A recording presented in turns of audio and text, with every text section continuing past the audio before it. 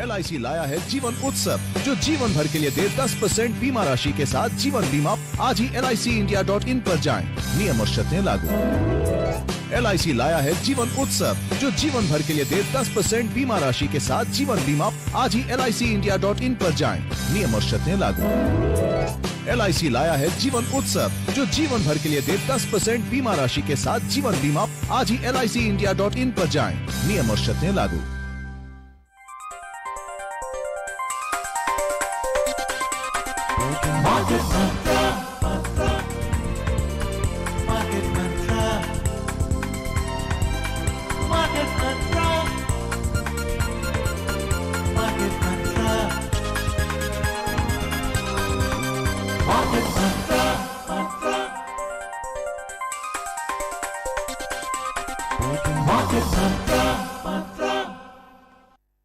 इस कार्यक्रम के प्रायोजक नेशनल पेंशन सिस्टम NPS। अपना बेहतर कल सुनिश्चित करने के लिए NPS जरूरी है। मानसिक शांति के साथ साथ NPS जीवन में संतुष्टि भी लाता है। 18 से 70 वर्ष की आयु के बीच का कोई भी भारतीय नागरिक और कॉर्पोरेट कर्मचारी NPS से जुड़ सकता है। किसी भी POP जैसे बैंकों, NBFC के जरिए या npstrust.org.in के ऑनलाइन प्लेटफॉर्म के जरिए आप अपना NPS खाता खोल सकते हैं। सुरक्षित भविष्य के लिए NPS जरूरी है। मिलिए दान बहादुर जी से। अरे, अमीर बनने का सबसे आसान तरीका है ऑप्शन ट्रेडिंग। सारे रिस्क समझे, पूरी रिसर्च की, एक्सपीरियंस है, थोड़ा थोड़ा और लॉस होगा पूरा पूरा। ऑप्शंस में रिस्क ज्यादा होता है, समझ और क्षमता के हिसाब से लें। स्टॉक मार्केट में लापरवाही न बरतें, दान बहादुर न बने। हाँ, अगर दान करना ही है तो अपनी सोच से करें।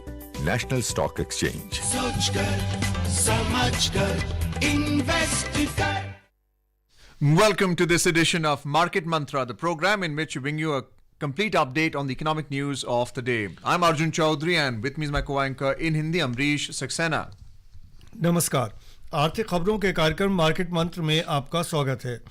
इस कार्यक्रम में हम आर्थिक, व्यापारिक और शेयर बाजार की ताज़ा खबरें आप तक लाएंगे और उन पर चर्चा भी करेंगे। चर्चा के लिए स्टूडियो में आमंत्रित हैं वरिष्ठ आर्थिक विशेषज्ञ A.K. भट्टाचार्य। भट्टाचार्य जी नमस्कार। नमस्कार, कार्यक्रम में आपका स्वागत है। नमस्कार। और अब हेडलाइंस के साथ मौजूद हैं Arjun Chaudhary. Key domestic stock market indices gain for a second day. Sensex closes 242 points higher. Nifty settles near 21,350. Country's achievements have shown a quantum jump in all the sectors, says Union Minister Anurag Singh Thakur. And gold futures for February contract soars 558 rupees to trade over 63,000 rupees per 10 grams at the MCX. देश के प्रमुख share बाजारों में लगातार दूसरे दिन बढ़त। Sensex में 242 अंकों की बढ़त दर्ज की गई और निफ्टी 21,350 अंकों के नजदीक पहुंचकर बंद हुआ। केंद्रीय मंत्री अनुराग सिंह ठाकुर ने कहा कि देश ने सभी क्षेत्रों में बड़ी उपलब्धियां हासिल की हैं और मल्टी कमोडिटी एक्सचेंज में फरवरी अनुबंध के लिए सोना 558 रुपए की तेजी के साथ 63,061 रुपए प्रति 10 ग्राम पर कारोबार कर रहा था।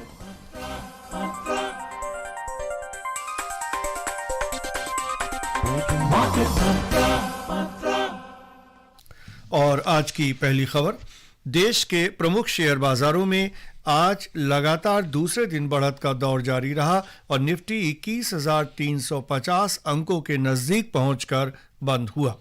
बंबई शेयर बाजार का सेंसेक्स 242 अंक यानी 0.34% बढ़कर 71,107 अंकों पर बंद हुआ। नेशनल स्टॉक एक्सचेंज का निफ्टी 94 अंक यानी 0.37% बढ़कर 21,349 अंकों पर बंद हुआ। बंबई शेयर बाजार के व्यापक बाजार में मिड कैप सूचकांक में 0.7% और स्मॉल कैप सूचकांक में 1% की तेजी दर्ज की गई। Key domestic share market indices ended higher for the second straight session today, with the Nifty ending near 21,350. Sensex rose by 242 points, 0.34% to finish at 71,107. Nifty also gained by 94 points, 0.37% to end at 21,349. In the broader market at the BSE, the mid-cap index gained 0.7% and the small-cap index climbed 1%. In the Sensex pack of 30 companies, shares of 22 companies appreciated, while those of 8 companies declined. Wipro surged by 6.6% and HCL Tech gained 2.8%. Tata Motors rose 2.2% and Maruti added 2%. On the other hand, SBI declined 1.1% and Bajaj Finance lost 1%. ICICI Bank also fell by 1% and HDFC Bank slipped 0.93%. In the sectoral indices at the Bombay Stock Exchange, 18 sectors logged gains while 2 declined. Realty climbed over 2.5%. IT and metal both gained 1.9% each. On the other side, BankX fell 0.7% and financial services slipped 0.5%.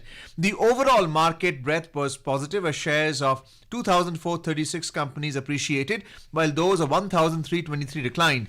A total of 124 companies remain unchanged. और अंतर banking विदेशी मुद्रा बाजार में एक अमरीकी dollar की कीमत 83 रुपये 15 पैसे दर्ज की गई। उधर दुनिया की 6 प्रमुख मुद्राओं की तुलना में डॉलर की स्थिति दर्शाने वाला सूचकांक समाचार तैयार किए जाने तक 101.67 के स्तर पर कारोबार कर रहा था।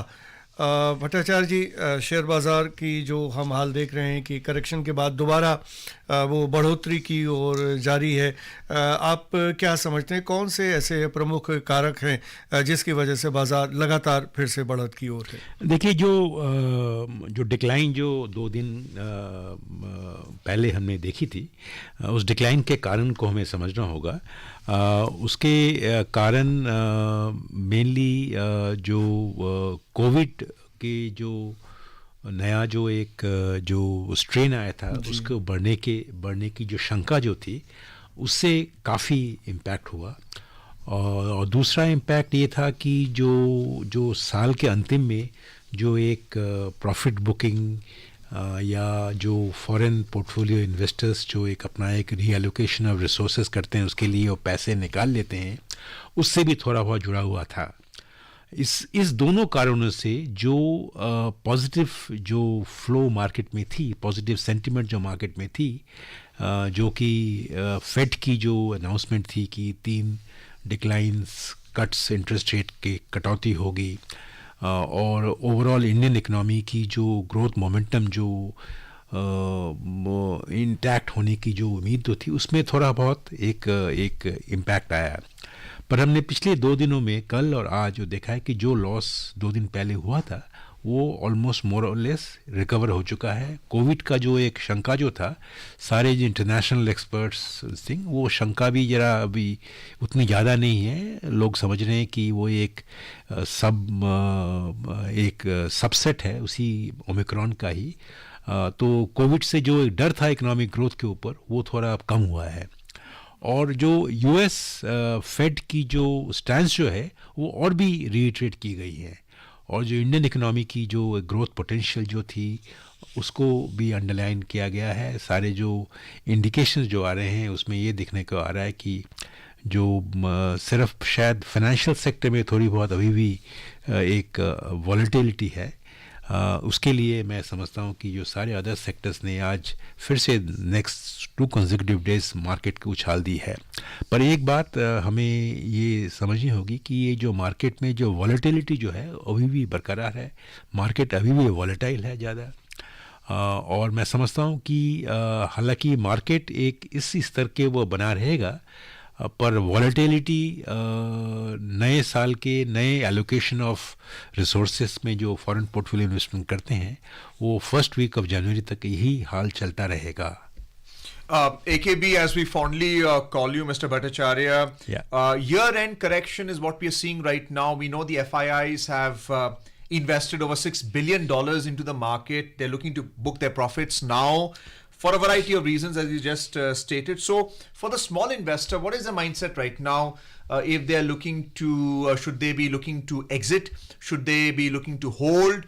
Or should they look to enter the market? Because projections are very bullish.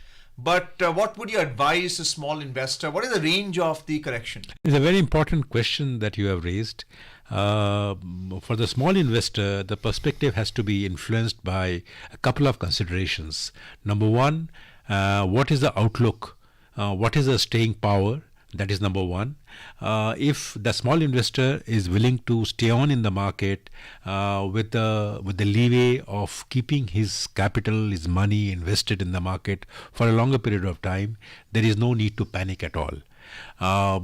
But if the small investor is interested in booking profit at this point in time and maybe re-entering the market when after the corrections, then I would say that probably sectorally speaking, one can look at the small investor can also exit and then come back again at a lower valuation. But remember that what we are seeing in the Indian market is something very, very interesting. The market is buoyed not just by the large cap stocks. Market is actually propped up by the mid cap and even the small cap stocks. And remember that the mid cap stocks in Indian parlance is not really mid cap, because there are many good companies which are doing very well with earnings growth clear and indicative of a very positive run going forward. They are part of the mid cap. So what you are seeing is that in spite of the early fears of froth in the mid cap and the small cap, the market indices are clearly showing signs of growing and growing in both mid cap as well as the small cap indices. Even the realty sector today, actually they did well. So there are sectors that are doing very well. So the small investor should actually do well to keep in mind these sectors under focus and then invest accordingly. Well, we'd like to know more about the market from AKB, our guest. But before that, we'll take a short commercial break. So please stay tuned on Market Mantra. सुरक्षित कल के साथ साथ NPS आज आपको एक नया आत्मविश्वास भी देता है। 18 से 70 वर्ष की आयु के बीच का कोई भी भारतीय नागरिक और कॉर्पोरेट कर्मचारी एनपीएस से जुड़ सकता है। किसी भी पीओपी जैसे बैंकों, एनबीएफसी के जरिए या npstrust.org.in के ऑनलाइन प्लेटफॉर्म के जरिए आप अपना एनपीएस खाता खोल सकते हैं। सुरक्षित भविष्य के लिए एनपीएस जरूरी है। मिलिए एक और दान बहादुर से। इन्होंने गारंटीड रिटर्न्स के प्रॉमिस पर इन्वेस्ट किया है। प्रॉफिट पक्का है, गाड़ी भी पक्की। मार्केट में रिस्क हमेशा होता है, कोई गारंटी कैसे देगा?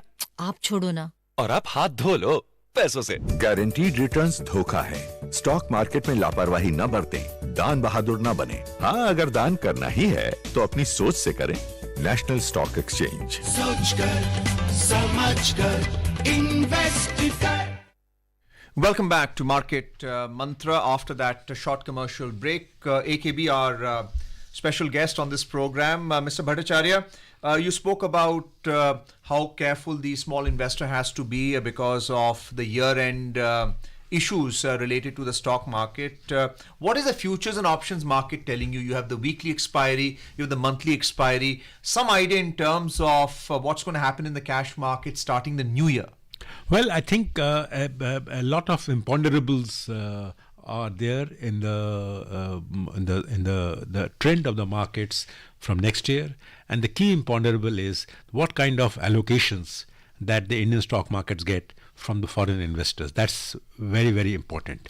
And number two is that the first week of January, you will also get a sense of the kind of economic growth projections for the current year, which is also remember the projections that will determine the kind of interim budget that will be presented. On 5th of or the 7th of January, you will get a revised estimate of the current year's growth prospects for the whole year.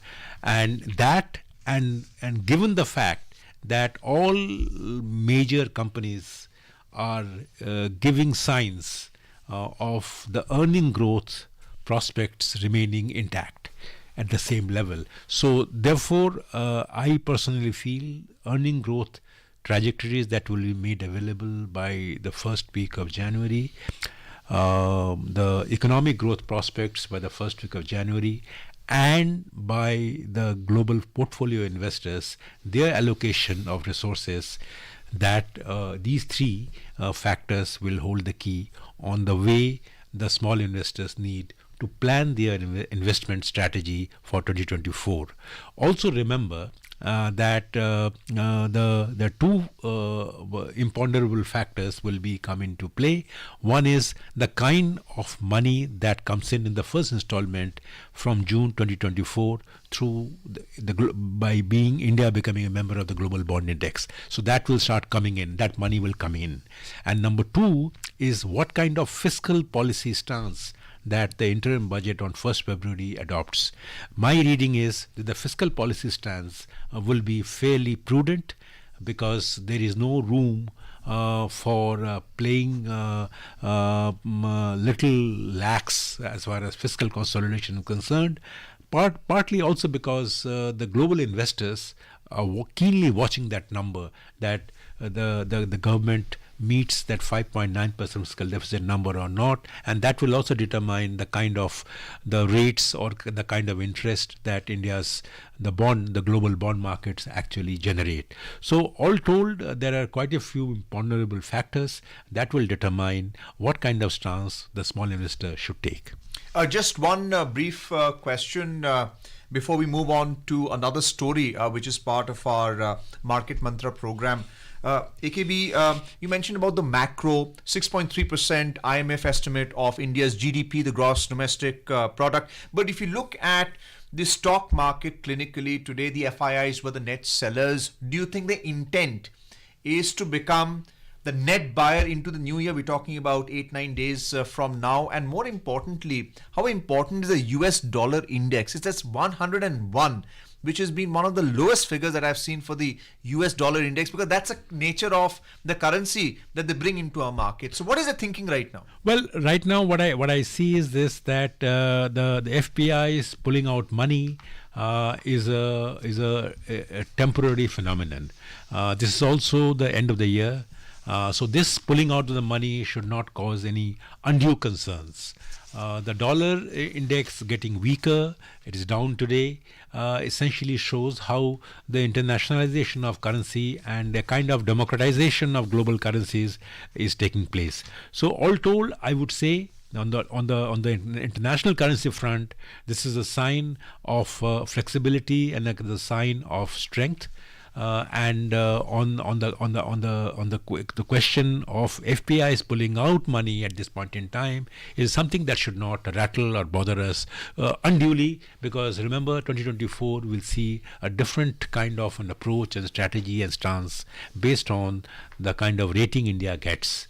One interesting point that you must take note of is that the government of India has just put out a very comprehensive note on how and why the international rating agencies need to update their methodology in assessing India's risk profile. And that's a very, very important signal to the global rating agencies of how they should look at India, and not only India but also all developing markets. And I think India has taken the first move in sending out an alert to these global rating agencies, so that India's true potential is recognized and the risks and the profits are equally assessed and equitably evaluated. जी, और चलते हैं अब वैश्विक बाजारों की ओर। सबसे पहले एशियाई शेयर बाजारों का हाल, जहां आज लगातार तीसरे दिन मिला जुला रुख देखने को मिला। सिंगापुर के स्ट्रेट्स टाइम्स सूचकांक में 0.9% और जापान के निकेई 225 में 0.1% की बढ़ोतरी दर्ज की गई।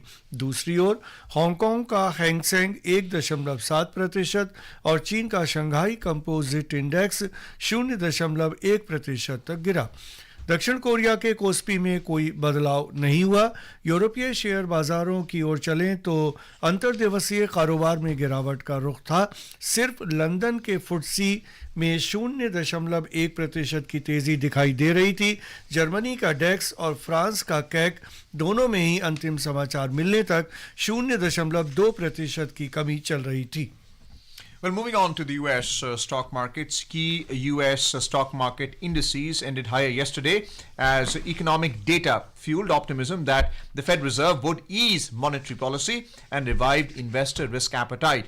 The Nasdaq Composite Index gained 1.3%, the S&P 500 rose 1%, and the Dow Jones Industrial Average added 9%. AKB, whenever we talk about the Fed Reserve, in fact, lowering the discount rate, which is the equivalent of the repo rate in our terminology with the RBI, then Wall Street gets excited and they buy into the market. So we're seeing the US stock market indices actually pick up. To what extent do you see the Fed cutting interest rates? Well, I think the conservative estimate is this, that there will be at least 3 interest rate cuts in 2024, but it will not happen immediately. Higher for longer is a philosophy that is still influencing the Fed. I don't see it happening before summer, but they're indicating that 3 cuts. Inflation rate is right now at around 3%. It is lower than what is right now prevailing in India. So there was a time when Indian inflation rate was lower than the US inflation rate. So the very hard stance by the Fed on the interest rates have actually yielded results. So today they are in a position to say that yes, we can look at least 3 rate cuts, and my sense is that the rate cuts sequence will start from summer of 2024. और market मंत्रा कार्यक्रम में यहाँ पर हम लेते हैं एक छोटा सा कमर्शियल ब्रेक. एक आकर्षक निवेश के साथ साथ एनपीएस समानता का भी साधन है.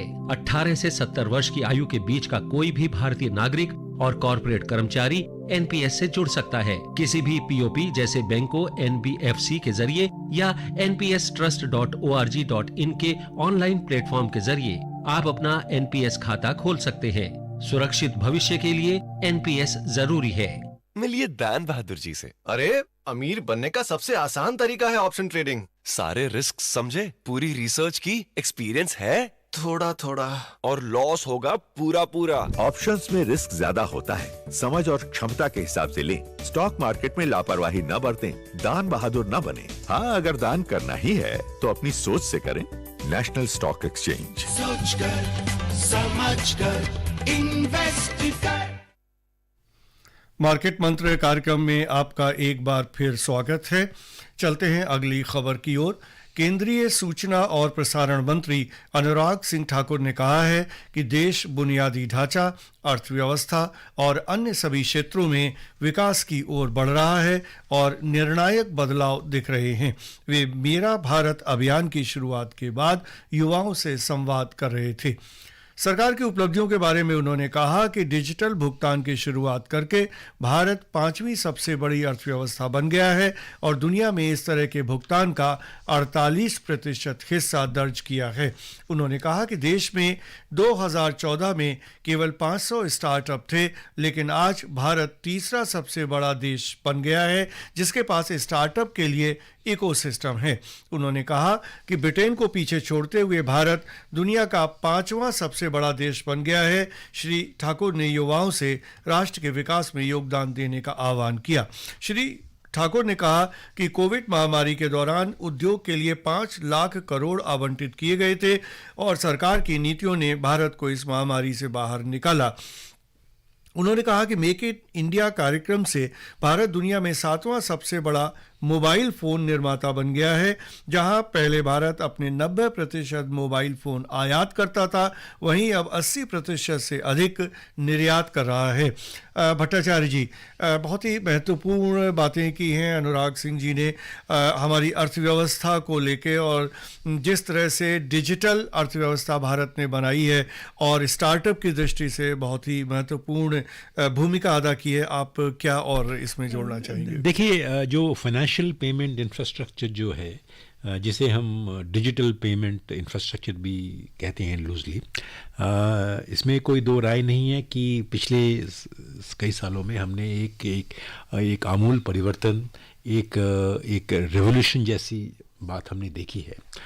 उसमें सरकार का योगदान बहुत ज़्यादा रहा है और सरकार अभी भी एक सब्सिडी करीबन 1500 करोड़ रुपए की, जिससे कि जो यूपीआई पेमेंट्स में किसी को कोई कॉस्ट ना लगे, क्योंकि इस वक्त अगर हम कैश के आगे अगर डिजिटल पेमेंट में जाना चाहें तो कैश को और डिजिटल पेमेंट में कोई अंतर नहीं होना चाहिए. और वो अंतर अभी नहीं है, क्योंकि जो इनिशियल स्टेजेस में जो सब्सिडी की जो डिजिटल पेमेंट जो हम कर रहे हैं, उसमें न जो भुगतान करने वाले को और भुगतान रिसीव करने वाले को कोई कॉस्ट का नहीं है। तो इसीलिए एक सेफ, ट्रांसपेरेंट और जो अकाउंटिंग में आ जा रहा है, वो देश के अकाउंटिंग में वो सारी पेमेंट इंफ्रास्ट्रक्चर इतनी ज़्यादा सबल और सुदृढ़ हो चुकी है। उसके साथ साथ हमने ये भी देखा है कि जो दुनिया में करीबन 70 देश ने इंटरेस्ट जाहिर किया है कि इस यूपीआई पेमेंट को अपने आप अपनाने के लिए। सिंगापुर में अगर आप पेमेंट करना चाहते हैं, इस वक्त इंटरनेशनल पेमेंट करना चाहते हैं आप, तो यूपीआई का इस्तेमाल कर सकते हैं। तो ऐसे बहुत सारे देशों के साथ बात भी चल रही है। मैं समझता हूँ ये पेमेंट इंफ्रास्ट्रक्चर के साथ ये स्टार्टअप का भी जो इकोसिस्टम बड़ा है वो उसके साथ भी जुड़ा हुआ है, क्योंकि स्टार्टअप सिस्टम में भी इसका काफ़ी अच्छा प्रयोग हुआ है। तो इस मामले में तो इसमें हम ये ज़रूर हमने देखा है कि किस तरह से इकोनॉमी में एक क्वालिटेटिव इम्प्रूवमेंट हुई है, एफिशिएंसी एनहांस्ड हुई है, और ग्रोथ में इसका ज़रूर इसका फ़ायदा हुआ है। In more news, the price of commercial LPG has been reduced by 39 rupees 50 paise per cylinder. Now the price of 19 kilogram a commercial cylinder will be 1,757 rupees in Delhi. In Kolkata, the price will be 1,868 and 50 paise. In Mumbai, it will cost 1,710 rupees, and in Chennai, it will be 1,929 rupees. However, the price of domestic LPG remained unchanged at 903 rupees per 14.2 kilogram cylinder. In more news, this time from the oil market, we're looking at energy news now. Oil prices rose today about 1% due to prevailing geopolitical tensions after the Houthi attacks on the ships in the Red Sea.